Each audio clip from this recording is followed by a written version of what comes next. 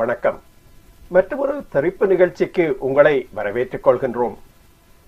இலங்கையிலே யுத்தம் முடிவடைந்து 17 ஆண்டுகள் கடந்துவிட்டன.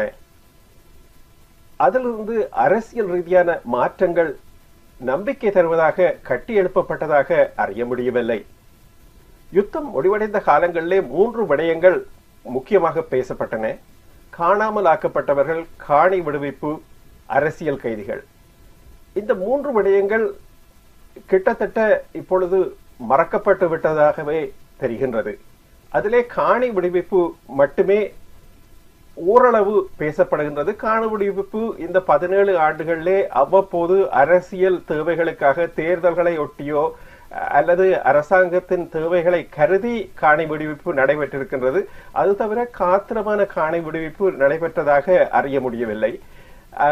இப்படியான சூழலிலே அந்த காணி விடுவிப்பு என்ற ஒரு கோரிக்கையின் தொடர்ச்சியாக அண்மை காலங்களிலே தையிட்டி விவகாரம் மிக அதிகமாக பேசப்படுகின்றது, மிக அதிகமான கவனிப்பை பெறுகின்றது.